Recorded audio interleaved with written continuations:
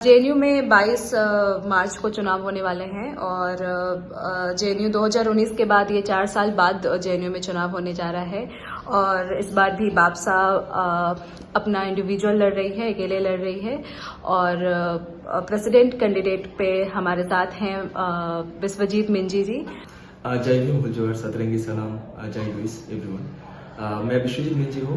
मैं बंगाल से हूँ और मैं एक आदिवासी कम्युनिटी में बिलोंग करता हूँ। मेरा कम्युनिटी का नाम है ओराव और जो आदिवासी कम्युनिटी का जो हालात होते हैं वैसे ही मेरा मम्मी पापा भी मजदूरी करते हैं अभी भी। और मैं इस जेएनयू में आया हूँ 2021 का लास्ट में दिसंबर में। उसके बाद एक साल में पॉलिटिक्स नहीं किया। I was like a political person and then I joined BAPSA first time during Rohit Vemula March in 2023। उसके बाद से मेरा एक्टिविज्म स्टार्ट होता है। BAPSA के साथ मैं एंगेज रहता हूँ। उसके बाद जो अम्बेडकर जो पॉलिटिक्स है, अम्बेडकर राइट जो विचारधारा आइडियोलॉजी, उसके बारे में मेरा कॉन्शियसनेस होता है, उसके साथ काम कर रहा हूँ। और उसके बदौलत BAPSA मुझे एक मौका दिया है कि ये जो बहुजन मूवमेंट है उनको मूव फॉरवर्ड करने के लिए। तो I am grateful to BAPSA for giving this opportunity to move forward Bahujan movement. तो आपके बापसा के इस बार के मुद्दे क्या हैं? किस मुद्दे पे बापसा इस बार लड़ रही है? आप अगर जेएनयू का पॉलिटिक्स देखेंगे, देश का पॉलिटिक्स अगर देखेंगे, मैं पहले आप अगर देखेंगे कि देश में भी जिस तरीके से दलितों, आदिवासी, पिछड़े वर्ग, जो माइनॉरिटीज, LGBTQ+, उनके साथ जिस तरीके से एट्रोसिटीज हो रहा है, ह्यूमिलेशंस हो रहा है, उसी तरीके से इस कैंपस में भी हो रहा है। ऐसा नहीं कि पहले नहीं होता था, पहले होता था, लेकिन BAPSA जब आया है इस कैंपस में, उन मुद्दों का जो रिकमेंडेशन मिला है, इस BAPSA का जो असर्शन है उसके थ्रू रिकमेंडेशन मिला। आप आज सब लोग बहुजन का बात कर रहे हैं, दलित, आदिवासी, पिछड़े वर्ग और जो अदर जो ऑपरेस सेक्शन है, डिसेबल है, उनके बारे में बात कर रहे हैं। तो इन तमाम जो इश्यूज हैं उनको हम लोग रेज कर रहे हैं। लाइक हम अगर एग्जाम्पल देंगे तो जैसे भाई बहू में 0 मार्क्स दिया जाता है। आपको सब पता है कि जो एंट्रेंस में अच्छा मार्क्स लेके आता है, जो ST OBC स्टूडेंट्स, उनको 0-2 मार्क्स देकर बाहर किया जाता है। ये स्ट्रक्चरल प्रोसेस है। उसके बाद जैसे जो डिस्क्रिमिनेशन होता है, जो पर्सनल टारगेट किया जाता है माइनॉरिटी स्टूडेंट्स को, डिसेबल स्टूडेंट्स को, उसके बाद जो ST स्टूडेंट्स को, तो ये one kind of structural process, brahmanical process है। तो इन सारे मुद्दों को लेके BAPSA इस कैंपस में 2014 में आता है। और मैं ये भी बताना चाहता हूँ कि इस कैंपस में BAPSA बहुत सारा मूवमेंट किया है।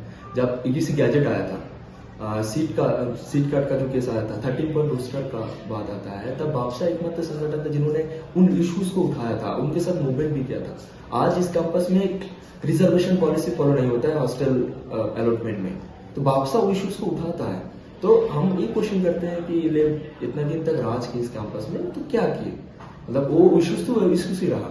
तो BAPSA का मुद्दा यही है कि अगर मुद्दा हमारा है तो पॉलिटिक्स भी हमारा होना चाहिए। तो ये मुद्दा तभी सॉल्व हो पाएगा जब एक ऑपरेस यूनिटी बन पाएगा। Oppress unity in the sense दलितों, आदिवासी, जो पिछड़े वर्ग हैं, माइनॉरिटीज हैं, क्वेयर सेक्शंस, LGBTQ+ है और जो अदर ऑपरेस नेशनलिटीज है, उनके साथ बन पाएगा, तभी हमारा मुद्दा सॉल्व कर पाएंगे। बिल्कुल। तो अभी जो कैंपस में जो दलित हैं, आदिवासी हैं या LGBTQ कम्युनिटी है, उनके क्या हालात हैं? किस तरीके से उनके साथ, मतलब कैसी चीजें आपने कहा कि उन मुद्दों पे खड़े? हाँ। मैं ये बताना चाहता हूँ, आज इस कैंपस में एक आदिवासी स्टूडेंट मैं हूँ, मैं आदिवासी स्टूडेंट हूँ। तो BAPSA एकमात्र संगठन है कि जेएनयू के हिस्ट्री में एक आदिवासी प्रेसिडेंट दिया है। आज अगर देश में आप देखेंगे कि पूरा देश में मणिपुर में किस तरीके से स्ट्रक्चरली जो एथनिक वायलेंस क्रिएट किया गया है, तब सेंटर भी चुप है। उसके बाद हेमंत सोरेन का बात आता है, झारखंड में हसदेव का देख लीजिए, हसदेव में कौन है? कांग्रेस है, तब भी ये हो रहा है। तो ब्राह्मणिकल सिस्टम, लद्दाख का बात कर लीजिए, 6 शेड्यूल का डिमांड करें वो लोग। आप मध्य प्रदेश में देख सकते हैं कि दलित आदमी के ऊपर किस तरीके से प्रसव किया गया था। तो ये अपर कास्ट जो RSS BJP का जो लोग होते हैं उनके द्वारा। तो इसी तरीके से इस कैंपस में भी होता है। जो सेपरेशन बढ़ रहा है इस कैंपस में, उसका कहीं ना कहीं लेफ्ट भी जिम्मेदार है। आज इस कैंपस में ये लोग बोलते हैं कि BAPSA को वोट मत दो, ABVP आ जाएगा, राइट? लेकिन इतना सालों तक ये लोग राज किए, हम लोग के लिए क्या किए? कुछ नहीं किए। तो ये लोग चाहते कि BAPSA एक जो यूनिटी है ना, जो काशीराम भी कहते हैं चामचा रूप में, कि मूवमेंट जो बढ़ेगा, ये बहुजन मूवमेंट जब बढ़ेगा तो ये लोग तोड़ने की कोशिश करेंगे। सेम उसी तरीके से ये लोग बस हम लोग एक वोट बैंक के रूप में यूज किया जा रहा है। सालों सालों तक। तो बापसा का यही मुद्दा है कि अगर इस कैंपस में आता है, पहले तो जो बहुजन स्टूडेंट्स उनको यूनाइट करेंगे, और ऑपरेस यूनिटी के साथ हम लोग यूनियन बनाते हैं, तो जो ऑपरेस यूनिटीज का जो इश्यूज है उनको हम रिजोल्व करेंगे, ना कोई एक सेवियर बन के, कोई राइट या लेफ्ट कोई सेवियर बन के हम लोग के लोग उसको सॉल्व करें, और कभी सॉल्व भी नहीं कर पाएंगे। मुझे लगता है अगर सॉल्व करेंगे तो उनका मुद्दा खत्म हो जाएगा, उनका जो राजनीति है, उनका जो पॉलिटिक्स वो कर नहीं पाएंगे। बापसा इस बार नहीं, वो हमेशा से खुद अकेले लड़ती आई है। तो मुझे मतलब ये जानना है कि आखिर क्यों जरूरत पड़ता है, मतलब मुद्दे तो जो लेफ्ट के हैं वो कहीं ना कहीं कुछ जगहों पे मिलते भी हैं, मतलब जो बापसा के मुद्दे हैं या लेफ्ट के जो मुद्दे हैं, लेकिन फिर भी क्यों जरूरत पड़ता है कि आप बापसा को अकेले लड़ना पड़ रहा है? पहली बार मुद्दा का बात जब आता है, मुद्दा हम बहुजनों का है, वो लेफ्ट का भी नहीं है, राइट का भी नहीं। बिल्कुल। तो आज पॉलिटिक्स हमारे मुद्दे के ऊपर किया जा रहा है। मैं बताना चाहता हूँ, इस कैंपस में जय भीम का नारा नहीं लगता था। मैं हर इंटरव्यू में यही बोल रहा हूँ कि इंपॉर्टेंट एम्फेसिस करना कि जय भीम का नारा नहीं लगता था। बाबा साहब को बुर्जुआ बोलते थे ये लोग। आज उनका पॉलिटिक्स चल रहा है ना उनकी वजह से। ये जो अप्रोप्रिएशन का पॉलिटिक्स है ना, ये one kind of brahmanical nature है, राइट। तो ये ब्राह्मणिकल नेचर के थ्रू ये जो बहुजन मूवमेंट जो इतना स्ट्रेंडिंग हो रहा है, उनको तोड़ने का कोशिश किया जा रहा है। और जब रही बात अकेले लड़ने का, हम बापसा हमेशा से अलायंस के लिए तैयार रहा है, ओपन एंडेड रहा है, लेकिन ये लेफ्ट कभी चाहते नहीं कि हम इनको बापसा को लेंगे। अगर ऐसा ही सोच होता है कि बापसा को अलायंस में लेंगे, तो वो मतलब यूनिटी नहीं बनाता है ना। तो अगर बापसा, उनको पता है कि बापसा अगर आ जाएगा इन पर सेंट्रल पैनल में, क्योंकि वो जो मुद्दे के ऊपर जो पॉलिटिक्स करते थे, वो पॉलिटिक्स वो नहीं कर पाएंगे, तो बापसा इस कैंपस में लेफ्ट एंड राइट को रिप्लेस कर सकता है। तो उनका मानसिकता यही है कि ये कभी अलायंस चाहते नहीं, बस रूमर्स फैलाते हैं ये लोग। बापसा इंडिपेंडेंट लड़ रहा है हम लोग के साथ, बापसा के साथ वो बहुजन कम्युनिटी है, बहुजन स्टूडेंट्स है इस कैंपस का। आप आज देख सकते हैं कि मैं एग्जाम्पल देना चाहता हूँ, 2019 में बापसा, मतलब 2019 के अपलोड के हिसाब से देखेंगे तो बापसा सेकंड लार्जेस्ट पार्टी है ऑर्गेनाइजेशन इस कैंपस में। जितेंद्र सुना, इनको अराउंड 1100 के अराउंड वोट आया था, बट जो लेफ्ट यूनिटी है उनको चार पार्टी, 4 ऑर्गेनाइजेशन मिलके उनको मिला था 2000 के ऊपर, ठीक। तो देख सकते कितना अकेले लड़की 1100 वोट है, कि मतलब बहुजन ताकत कितना है इस कैंपस में। बिल्कुल। हाँ, तो बापसा वो बिलीव करते हैं कि इस बार भी वो बहुजन ताकत के साथ इस सत्ता में आएंगे, और जो बहुजनों का जो मुद्दा है उनको वो सॉल्व करेंगे। तो आप आज प्रेसिडेंट कैंडिडेट पे आप लड़ रहे हैं चुनाव, तो यहाँ तक पहुँचने के आपके स्ट्रगल रहे होंगे? मैं बताना चाहता हूँ, मैं बहुत, मेरे साथ मुझे लगता है कि मैं तो कोशिश किया, मेरे साथ साथ मेरा मम्मी पापा, मेरा फैमिली जो सपोर्ट किया है, और वो सपोर्ट मुझे लगता है वो सपोर्ट तो था, और अगर कॉन्स्टिट्यूशन नहीं रहता शायद वो सपोर्ट भी कहीं ना कहीं फेल हो जाता। तो बाबा साहेब का उस स्ट्रगल की वजह से मैं यहीं पे आप पहुंचा हूँ, और उसके बाद मेरे मम्मी पापा का जो स्ट्रगल रहा है, अभी भी शायद मेरे पापा का बात कर तो मैं अभी भी शायद मिल में जॉब कर, मतलब ये करते हैं, लेबर करते हैं, अभी वो काम भी कर रहे होंगे। मैं उस जगह से आया, और बापसा मुझे मौका दिया। मैं यही कहना चाहता हूँ कि अगर बहुजन लोगों को एक प्लेटफॉर्म मिल जाता है ना, प्लेटफॉर्म अपना है, वो कोई देने वाले नहीं है, लेकिन अभी जो सिस्टम वो लोग बना के रखे, जो ब्राह्मणिकल सिस्टम, पावर उनके पास है, हमें उनसे हक छीनना पड़ेगा। तो ये मेरा स्ट्रगल रहा है। तो मैं बतलाना चाहता हूँ मेरा एजुकेशन के बारे में। तो मेरा बंगाल से मेरा एजुकेशन ग्रेजुएशन हुआ है। उसके बाद मैं BHU से पोस्ट ग्रेजुएशन किया हूँ। अभी मैं PhD कर रहा हूँ CSRD में, ज्योग्राफी में। इस बार लेफ्ट ने आयसा से प्रेसिडेंट कैंडिडेट के लिए एक दलित छात्र को उतारा है, उसको आप किस तरीके से देखते हैं? तो ये अच्छी बात है, बहुजन कम्युनिटी के लिए एक बहुत बड़ी बात है कि इस कैंपस में आज वो बहुजन लोग सोच रहे हैं कि दलितों, लोग सोच रहे हैं कि दलितों, आदिवासी और पिछड़े भाग हैं, माइनॉरिटी से उनका रिप्रेजेंटेशन मिले। लेकिन मैं उनको क्वेश्चन कहना चाहता हूँ कि 2014 से पहले क्यों नहीं थी? तब तो दलित थे, आदिवासी थे, और भी लोग थे, और भी जो ऑपरेस सेक्शन से थे। आज उनको एज ए टोकनिज्म के रूप में यूज किया जा रहा है, राइट। आप अगर देखेंगे उस पैनल में भी और भी लोग हैं, उनको ग्लोरीफाई नहीं किया जा रहा, बस उसको ही ग्लोरीफाई किया जा रहा है। आज बापसा में ये लोग बोलते हैं कि आइडेंटिटी पॉलिटिक्स कर रहा है, वो आइडेंटिटी पॉलिटिक्स नहीं कर रहा है कि हम लोग दलितों को दिए हैं तो उनको वोट करो। मतलब ये one kind of brahmanical nature है ना। कि किसी को ऐसे स्केपगोट्स की तरह यूज करना कि उसको इसको तुम दलित से हो तो दलित को वोट करेगा, बहुजन को वोट करेगा। क्या ये एक टोकनिज्म की राजनीति है? मैं कहीं हद तक मानता हूं कि अगर इस तरीके से मतलब वो रिप्रेजेंटेशन दे रहे हैं, देखो टोकनिज्म किस तरीके जो प्रिविलेज है, प्रिविलेज अगर कोई एक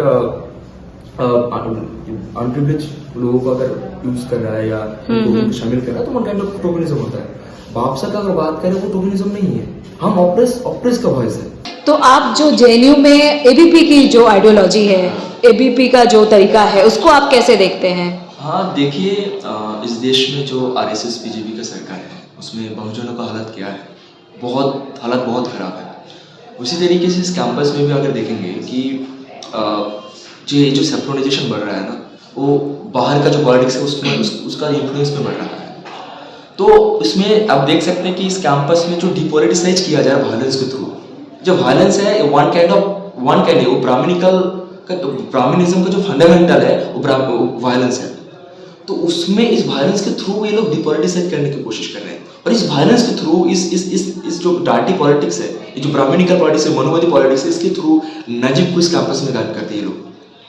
नजीब को गायब करते हैं, रोहित वेमुला जैसा एक बहुजन साथी को, एक अम्बेडकर साथी को खोना पड़ता है हम लोगों को। तो इसी तरीके से लेफ्ट भी इस कैंपस में पॉलिटिक्स करता है। मैं लेफ्ट के बारे में बाद में आऊंगा, तो मैं पहले इस कैंपस में बाहर जो पॉलिटिक्स चल रहा है कि आप नबी नजीब के बारे में बात कर रहे हैं, तो क्या बापसा नजीब के मुद्दे को उठाएगी कि आखिर कैसे, मतलब आज तक ये बातें क्लियर नहीं आ पाई है कि नजीब इस कैंपस से कैसे गायब हुए, क्या हुआ आखिर उनके साथ? हाँ ये देखिए, ये क्या हुआ था नहीं हुआ तो उसमें मैं नहीं आ रहा हूँ, लेकिन क्यों हुआ इम्पोर्टेंट है। बिल्कुल, एक लड़का, माइनॉरिटी लड़का इतना स्ट्रगल करके इस कैंपस में आया, इतना स्ट्रगल करके इस कैंपस में आया, क्यों उसको खोना पड़ रहा है? अभी भी जवाब नहीं दे पाया, ये लेफ्ट भी जवाब नहीं दे पाया। एक के ऊपर एक एलिगेशन करते हैं, ठीक है। तो ये जो एक है ना, दो कहते हैं कि एक प्रिस्टली ब्राह्मण और एक सेकुलर ब्राह्मण, ठीक है, ये दो आपस में पावर के लिए बस रहते हैं, कुछ नहीं करते, आपस में लड़ते रहते हैं। मेन मुद्दा जो है उनको गायब किया जाता है। इसी तरीके से उसको भी गायब किया गया, रोहित वेमुला को गायब किया गया। बिल्कुल। और इसी तरह से अभी आप बापसा मतलब लेफ्ट की राजनीति को कैसे देखती है? लेफ्ट और एबीपी के बीच आपस में देखा गया है कि वो उस पे आरोप लगाते हैं, जो आरोप और एलिगेशन की जो उनकी राजनीति है, आप उसको कैसे देखते हैं? मैं पहले लेफ्ट के बारे में बात करूंगा तो मैं बंगाल से आता हूँ, तो बंगाल से मैं कुछ हिस्सा, मतलब कुछ इंसिडेंट बताना चाहता हूँ। तुम्हारी छवि कौन बोल सकता है?